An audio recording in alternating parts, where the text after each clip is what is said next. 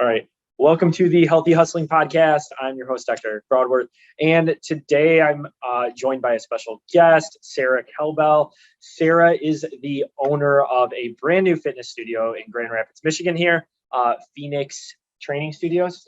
And so Sarah's just got an awesome story, her own personal story, as well as like what she's doing with Phoenix and all of the people that she's helping.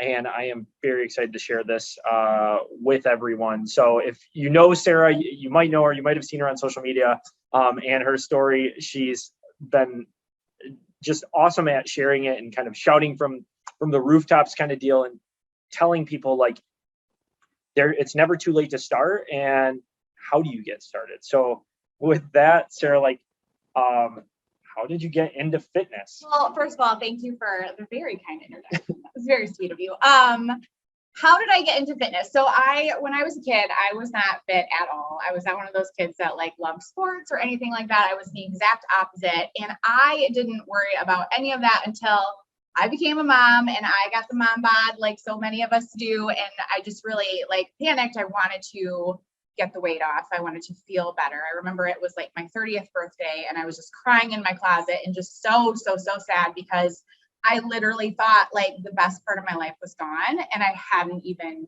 enjoyed it that much. So I knew then that I needed to make a change. I started doing, like the at-home fitness programs first, and I kind of found a little excitement in that, like, oh, I can do things that are harder and not for the average bear. That's kind of exciting. So I pursued trying some things that were more challenging. And that led me to meet up with someone who I'd followed on Instagram for a long time. Her name was Rachel.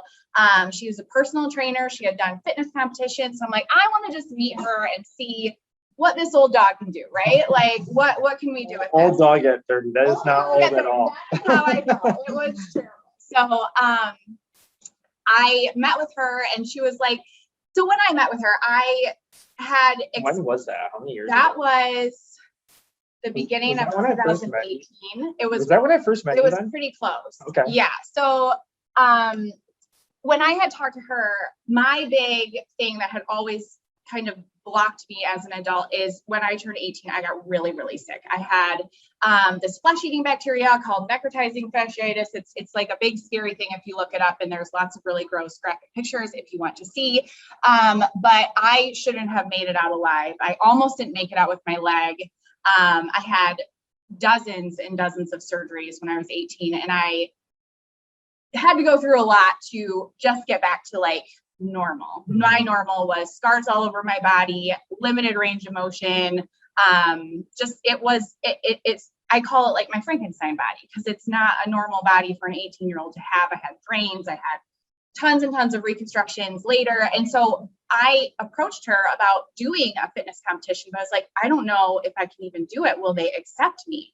And she put the fire in me that like, it doesn't matter what kind of handicap or limitation you have. You just got to show up on that stage and wow the judges, period, with what you can do. And because she told it to me like that, it was like, okay, I can start here and I can see how far I can go personally, me. I might not win, but I can go up there and be on stage and show everybody that I deserve to be there. So from there, she introduced me to the barbell, and that was like a magical moment. I'd never looked intimidated by the barbell. Oh, super. I'd never been in a gym because I was so intimidated. Like I was one of those kids that like I wouldn't run the mile because I was pretty sure I couldn't and I didn't want to fail. So I literally just walked it. Like I didn't touch anything. So with her guidance, she helped me learn how to lift my body weight and then learn how to lift a little bit more and find out I can do all these really awesome, badass things, it felt like. And I loved to deadlift, which is where you come in because I was training for this competition and I was trying to deadlift and I tweaked my back and it was devastating. It hurt terribly. I was a mom, so I couldn't just sit there and rest. I saw doctors and they told me that I had bulging discs and arthritis and this, that, and the other thing, and I should take it easy, and I was weak and this, that, and the other thing, and all those things you just don't want to hear at 34 33, Yeah, 32. I don't think you ever want to hear that, but yeah, especially 33, 32, you're a young mom. Yeah, Like you exactly. have to live your life. You have to lift your kids. Exactly. Well, that's just it. Yeah, don't lift your kids. Don't do the laundry. I'm like, what is this nonsense? I even saw another physical therapist, and she was telling me, like, do these stretches. I'm around all these like 90-year-old people in this office. Yeah. And I'm like, but I want to lift weight. And she's like, well, we'll get you to lift your kids eventually. And I'm like, are you this is not okay? Like, this is my greatest hobby. This is my joy that I found now. So Rachel knew you. I think you guys were doing CrossFit classes at the time together. So I had literally just met Rachel at that time. So I met her at 8th Day. Yeah. It was like a Saturday class, I remember, and somehow got brought up, and she found out I'm a physical therapist. I just started working with a lot of the 8th Day people, and she's like, do you work with athletes and high level athletes? And I'm like, yeah, that's actually what I specialize in. Yeah. And so she's like, perfect. I have I'm a trainer. I have people that I need you to see. Yeah. And I'm like, awesome. Yeah. And so that's how then she connected me with you. Yeah. And so I mean, that was magic, right? So you were the first person that was like, okay, well, let's meet in a gym setting so I can actually see what's causing you pain, and we can work through actual functional movements to help you feel better. Right. And I was like, oh my gosh, this guy's going to help me deadlift again. This guy's going to help me lift the weight. So I saw you, and I think it was shortly after that I had started hitting PRs for my deadlifts, and it's grown really steadily from there since you fixed it. It's like skyrocketed. I every time I see you on Instagram, I feel like you're like hitting a new PR. I mean, it's like my favorite, but it doesn't hurt anymore. So it's amazing. But yeah, it's just really interesting to me how, like, we're kind of conditioned to be defined by our limitations. I feel like defined by our circumstances right now. We're not conditioned to look ahead and see, like, what can we overcome? What can we face if nothing were in our way? And that really, like, that whole journey really spoke to me as I was then going through my competition training and doing that and getting out on that stage and trying to find other hard things to do. Like, most people don't live their lives looking for hard things because people tell them don't do those hard things. And so COVID hit. I was kind of frustrated of being at home with my kids all the time. So I decided to pursue getting my own certification in personal training and start training some friends, neighbors, family, stuff like that, just for fun. And I fell in love with it. I fell in love with being able to share my story one-on-one with people, and then also kind of light that fire underneath them to, like, do something with their bodies, do something in your life right now. It doesn't have to be 100% full force. It's little changes. You know what I mean? It doesn't have to change the world in one single day. So I started to get my gears turning, and I'm like, I need to open a fitness studio. I need to share this with the community. I need to spread this to as many people as I can. And so Phoenix Training was born amidst COVID and all the things. And here I am. And that's just, that's my shtick. It's like, I want people to know that where you're at right now isn't where you're going to be forever if you don't want it to be, you know? One thing that I was literally talking with someone earlier today about, I feel like part of the stigma, and you kind of hit on it a little bit as far as like limitations and just these like perceived beliefs that we have, and like honestly as a culture and as a society we have, is that like you hit 30, right, and like you have kids, you don't have time to work out, you have all of these excuses, and like really those are just limitations you're putting on yourself. Like, just because you have kids doesn't mean that you have to give up working out and that you can't work out. And in fact, what I talked about with this patient earlier was like, it's important that you work out. And because like your kids, from that standpoint, are going to look at you as an example. You look at like, if you're overweight, the likelihood of your kids being overweight is higher. If you're an alcoholic, the likelihood of your kids being an alcoholic is higher. And so like you setting those examples and seeing like, oh, it's normal that mom and dad go to the gym and go to work out like once a day and set that aside. And that's time set aside too, like for your own mental well-being and like stress relief and like personal time. Like, we need to learn how to take care of ourselves in this crazy society where we're just going at the speed of light. Like we just got done talking about that. We never sit down and just let our minds stop spinning for long enough to be like, what do I need? And it's like, you need those endorphins. You need to get your blood pumping. You need to take care of this one body that you have for hopefully 90 plus years that we treat like crap, like we do, it's crazy. And it's like, just spend a little time on yourself and it's just so worth it. We, as a society, we do not do a good job of taking care of our body. And I thought the pandemic would change things. So, and I really did. When it came out, I know when it came out, I'm like, oh man, like people are going to realize like, I need to be healthier. And especially like, holy shit, COVID affects obese people more than healthy people. Shocking statement, but like, oh my God, people are they're going to go work out more. Right. Do you know, like more than half of the United States, over 50% of people are expected to be obese in the next like 5 to 10 years. Like it's insane. And so like, unfortunately, COVID didn't work that way at all. It's made us lazier, but I feel like that goes to society in general too. Like it's, again, what we've been preached for so long. It's like that, get the quick fix instead of put in the hard work. Yeah. Like, well, pills exactly. And it's just like, it all works together. We'll do better if we do the hard things and we do the easy things. Like, let's do it all together. And that's what our kids can learn from. I guess one of the things that's close to my heart is the kids fitness thing that you sort of touched on. These kids don't know any better than what they're watching their parents do. If their parents don't know any better, the kids can't know. It doesn't matter what's taught to them in school. They're not picking that up. They're picking up what's happening at home, what they're eating, what they're doing throughout the day. And I feel like as adults, we're on our phones, like we're working a lot. We're not taking that time for ourselves. And our kids are seeing that and they're just going to multiply that. Mm-hmm. And it's like, to get them, I love it when they'll come to my gym with their parents and I try to get them involved. I'll put them on the sled and make their parents push the sled, and just see that their mom and dad can work out really hard. Yeah. And it's okay because it's only an hour and then they get all the rest of the time. So one of the things I'll do at my gym is if the kids come with, we have a little kids play area. Okay, mom and dad's going to work for 55 minutes. And then that last 5, the gym is yours. You run around, you try the stuff, get on the treadmill, swing from the rope, do the things. Like I will be there to help you do that. And it's been so empowering for them and they want to come back. They don't want to leave. And I'm like, that is the future that I want to build for people. So that's been cool. Yeah, that's awesome. So,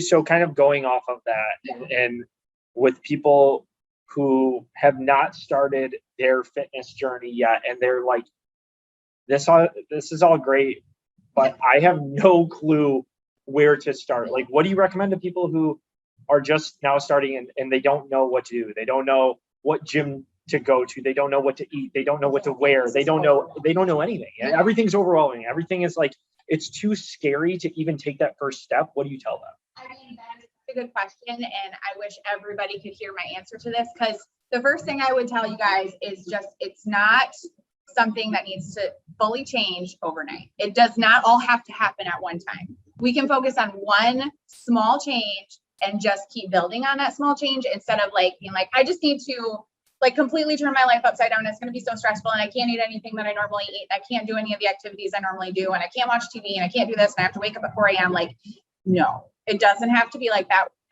One step at a time. And I mean, I saw the most success that I had when I got a coach who kind of guided me personally, because I played all those mind games. I was like, I'm not working hard enough. I'm working too hard. I can't do this. I'm not seeing the weight loss I want to see. I'm probably losing too much weight. Can I go have a cheat meal? Like, it was just so maddening to try to do it on my own. And then I always had Rachel in the back of my ear, like, no, you're fine. Stay the course, be consistent. We're just going to keep going. We're just going to keep going. And that is what helped me see results. So I would always recommend reaching out to someone who kind of emulates the person that you want to be. Like, what are they doing in their life? What are they doing for their fitness? How do they eat? How do they spend their weekends? Like, are they sitting on their couches watching TV every weekend, or are they out doing stuff? Exactly. And ask them some questions. And then the other thing I would always recommend is to chat with a coach, chat with someone. I mean, there's lots of us out there. Of course, I recommend me. I found a coach. Yeah. Yeah, exactly. But I mean, just know that lots of us coaches have been in exactly the same position where, I mean, I was 30 and I was eating frozen chicken nuggets. You weren't always, you didn't like grow up, as the No. fittest human being, No. and you graduated high school and No, I college. was a chunky little monkey when I was a kid. Absolutely. No, I think that's awesome. I think that's really good recommendation. And I love what you said as far as like going from 0 to 100. And that can actually be counterintuitive. So Rachel, who you work with, she was working with my dad as well. And so I've kind of told her, I forewarned her about him, and I'm like, okay, he needs accountability. Like, I'm passing him to you. Like don't good luck. Yeah, don't judge me. Good luck. But no, I knew like she would do really well with him, and I knew he needed to respond to someone that wasn't family. Like he didn't need to hear it from me. He needed to hear it from a third party, not me, not other family. He needed to hear it from someone else that's kind of a stranger. And so one thing too that she'd been working on with him was like his nutrition and like the pop and the energy drink. And I've always been on about this. I'm like, get rid of that stuff. Like, stop drinking that crap. It's bad for you. It's, causes just heart issues. It causes the weight gain. There's nothing good about it other than that short-term fix. And so I talked to her about it, and I was like, yeah, I saw he was drinking those. Like, I told him to get off, and she's like, no. She's like, actually, like, he's doing good. We want him to go from, because he was doing like 2 or 3 a day, down to 1. Like have one a day. Yeah.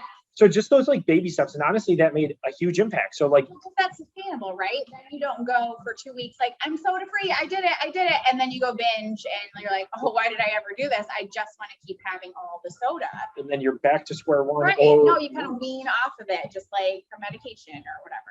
It's sort of the same sort of deal. Yeah. So I definitely love that. Well, I don't know, but from the stories I've heard Rachel talk about him, he seems so amazing. He's a good guy. He's a good role model to look up to. And I'm glad that she's been able to help him out. And very thankful for the work she's done, and definitely proud of him too. Because like honestly, this has been the longest like he's ever stuck to a fitness plan. So the fact that he went over 6 weeks, like a month, and like I mean he was working with her for like a year, and so did awesome. And so again, baby steps to get there, because he, very similar to you, like didn't do fitness for like 60 years, not just 30 years. We're talking like 60 some years, and now he started. So and there's no reason why you can't start like now, but just take those baby steps. Like go for a walk if you have to do that. Like so Phoenix is new. When'd you open again? It's been like 3 weeks. Brand new. Like fresh paint. Yeah. I was personal training in my basement. Sounds so creepy when you say it that way, but I promise it was legit. I started doing that in October of last year, and I think it was in May that I signed the lease and was like, let's do this. And then now it's like September and it's been open, so it's perfect. So what services do you offer? I think you have, like, talking about kids, you have a Phoenix Kids program, right? Yeah, I love that so much. So we are a personal training and small group training studio. It's not a huge place to be. I don't have any open gyms. So you go there and you're going to work almost either one-on-one with a trainer if that's what you want to do, or if a little more budget-friendly option is to do a class of like 4 to 8 people with one trainer. So there's like lots of personalization. There's lots of guidance and coaching. It's not just like you go into a boot camp with 40 other people and like, good luck. You know what I mean? Hope you move well. Yeah. And we all call Eric because we're all injured. If you do go to one of those boot camps, just give me a holler.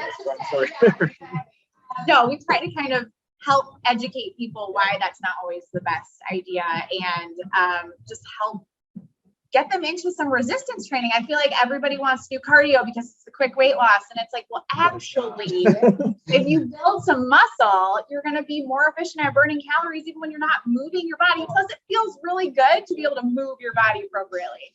Shockingly enough, you don't have to do an hour on the treadmill a day to get weight off. I mean, because otherwise, I'd be back where I started because fully. So yeah, so that's awesome. So like, who's your ideal client? Like if you like, your kind of niche, your like, perfect client, who would that be? So I'd say I resonate most with other moms. Typically, you know, they're like me, they might have found fitness later in life, but they haven't found fitness yet. And I like to start them through that. But I also have several clients who I love to train. They know how to do like the big lifts, like the back squat, deadlift, and they want to max out those PRs and get better and better. So I have some clients like that as well that I think is just so rewarding to see when you do it consistently, how much you can grow. But yeah, definitely like guys, girls, they're all welcome, but moms for me is what hits. Definitely so it sounds like you can help anyone, but if you're a mom and listening and hoping to make a change, then that's right up your alley. Yes, and I think you hit on this at the beginning, but like if you're looking for a personal trainer or a coach, finding someone that resonates like with you and can speak the same language is huge. And I mean, I do the same thing with like, I do this. They can't come in and stuff like that. Speaking that same language. I know that's huge for me from like, you know, my perspective as like a physical therapist. Like I say, I treat athletes and specifically like CrossFitters and runners. Like that's right up my wheelhouse. And so can I treat everyone? Can I see someone with Parkinson's? Yeah, I know how to do that. But like, you know, speaking to a specific niche, like that's what I specialize in. And it sounds like, you knock it out of the park with moms, but male, female, mom, dad, sounds like you can work with any of them. Yes. But that's another thing. I started the kids class because I want kids to be able to just have that time we're like exercising for fun. We're not exercising for sport. That's something I was not into as a kid. So there was nothing for me. And it's like to get these 12-year-olds, 10-year-olds in, learning how to lift a barbell, learning how to swing a kettlebell, learning how to climb a rope in real time so that they're not just forced to do it like as an assessment in gym class. I don't know if you have any like scathing memories from that, but like it's when you're put on the spot. Oh my gosh, I'm like, I've never even climbed a rope before, and now I'm getting tested on it, so I'm obviously gonna fail. Like it's just that kind of stuff that I want to be able to do, like teach them how to do a sit-up so that it's not just high pressure or nothing. And so that's been so awesome. It's like a little after school thing, and we always have time to play afterward, and it's been so awesome. I think it's great that you're working with the kids too. I don't think there's enough programs out there. And actually, I have someone that we need to talk that I think would be like afterwards a good lead for you, and I'll get your info to them. Literally someone that I thought of that was asking me yesterday about like kid stuff. So what's it like? So what's it been like? It's been 3 weeks, but what's it like owning your own business?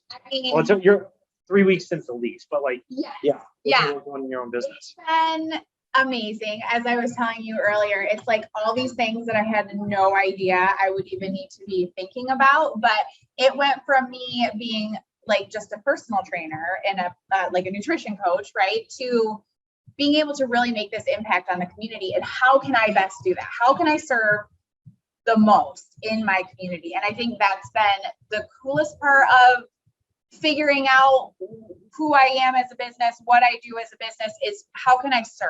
How can I make an impact? How can I help the future? And so being able to kind of think outside of yourself and outside of like this one-on-one client mindset to the bigger picture, it's been so fun and overwhelming and anxiety inducing. I'm not gonna lie, but it's been so great. Like I can't wait to see what Phoenix does. I just can't wait. Yeah.